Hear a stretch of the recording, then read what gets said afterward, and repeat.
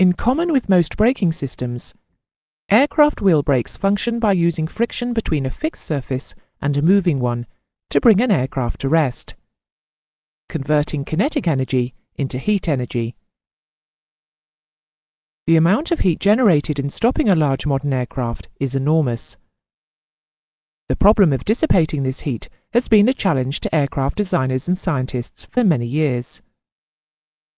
Braking systems have been improved, but aircraft have got faster and heavier, making heat dissipation a constant problem. The use of reverse pitch on propeller-driven aircraft and reverse thrust on jet-engined aircraft, plus the use of ground spoilers, has helped reduce the work the brakes need to do. But even with these, the need for powerful brakes still exists. In this, the first in a set of 3 lessons on wheel brakes, the components that make up a typical aircraft braking system will be described. All modern aircraft now use plate or disc brakes operated by hydraulic systems as their means of slowing down or stopping. Light aircraft use a very similar system to that used on cars. It consists of a pair of fixed friction pads bearing on or gripping a metal disc, which rotates with the wheel.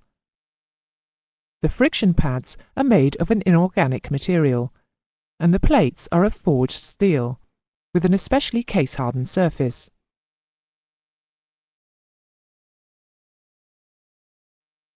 With no pressure applied to the toe brake pedal, the pads are knocked away from the disc by the action of it rotating. If pressure is applied to the toe brake pedal, hydraulic pressure will build up in the slave cylinder behind the piston. This pressure will cause the piston to move over within the caliper unit, pushing the brake pad against the disc.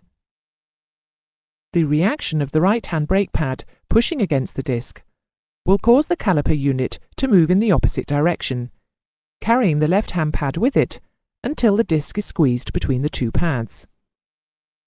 The force applied to the brake pads will be proportional to the effort applied to the toe brake pedal. The toe brake pedals can be applied together, or, if differential braking is required for ground manoeuvring, the toe brakes can be used separately. When brake pressure is released, imperfections in the rotating brake disc once again cause the brake pads to move apart, so that the residual braking effect is minimal.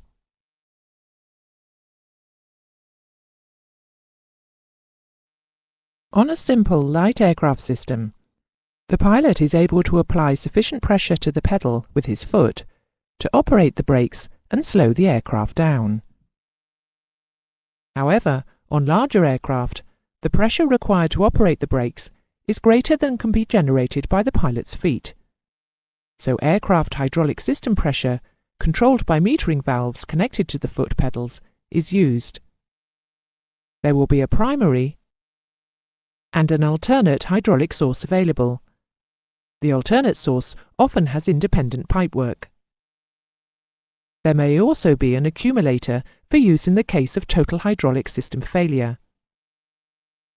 On large aircraft, the braking surface is increased by using multiple brake plates, known as rotors, sandwiched between layers of friction material mounted on assemblies known as stators. This greatly increases the surface area, thus increasing the braking ability and helping to reduce the brake temperature. In this sort of construction, the rotating brake plates, or rotors, are key to revolve with the outer rim of the wheel, and the stationary pad assemblies, or stators, carrying the friction material are key to remain stationary with the axle. The actuating pistons are housed in a fixed torque plate. They push on the sliding pressure plate.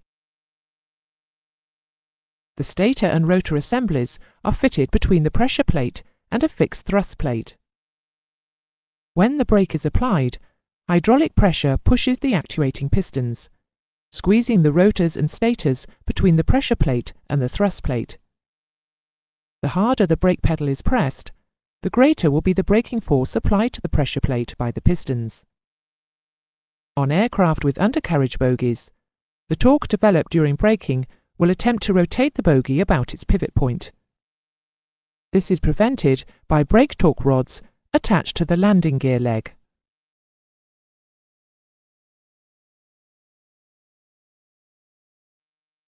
Recent technological advancements in heat dissipation have resulted in the design of the brake disc plates being changed from a continuous rotating single plate to a plate constructed of many interconnected individual segments, with the heat dissipation properties being greatly improved, thus increasing brake efficiency. Carbon is now often used for manufacturing brake units because it has much better heat absorbing and dissipating properties than steel. This allows higher levels of braking to be maintained for longer. It also allows for quicker turnarounds, as it is not necessary to wait so long for the brakes to cool before taking off again.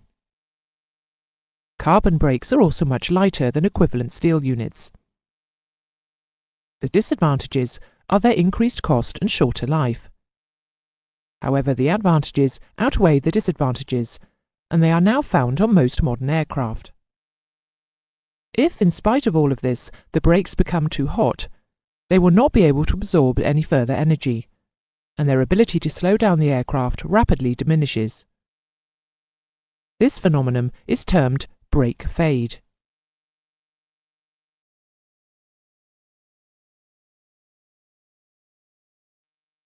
Each brake unit is fitted with brake adjusters, which use springs to move the pressure plate back when the brakes are released, allowing the stator and rotor assemblies to move slightly apart. The internal construction of the brake adjuster assemblies allows them to maintain a constant running clearance when the brakes are off, thereby automatically compensating for brake wear. The retraction pin is connected to the pressure plate and is a tight fit in the friction bush, which is part of and moves with the guide assembly.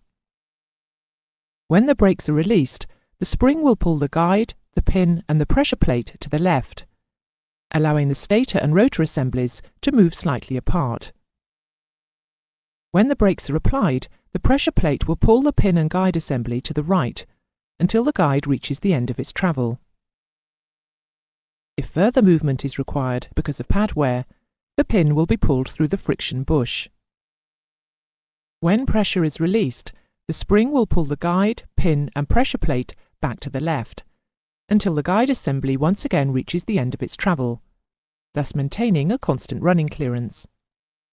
If the return spring inside the adjuster assembly ceases to function, or if the unit is wrongly adjusted, then the brakes may not release fully. This is termed brake drag. Brake drag will generate a lot of heat and can be responsible for brake fade occurring sooner than it otherwise would, or even for a brake fire.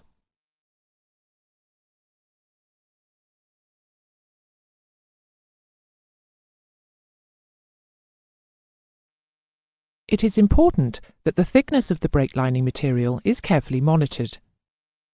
Too little brake lining material remaining may mean that the disc of a single brake system becomes excessively worn or grooved, or on a multiple disc brake, the remaining material overheats and erodes extremely quickly.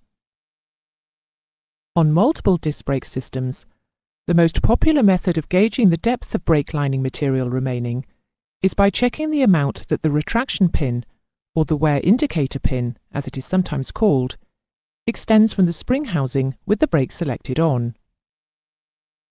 The minimum amount that the pin can extend beyond the housing for the brakes to remain in service will be laid down by the manufacturer. On systems where the retraction pin is located inside the housing, a wear gauge can be used to check the distance that the pin has moved within the housing. The wear gauge is held against the housing and the rod is screwed in until it touches the retraction pin. The maximum distance that the rod is permitted to extend will once again be laid down by the manufacturer.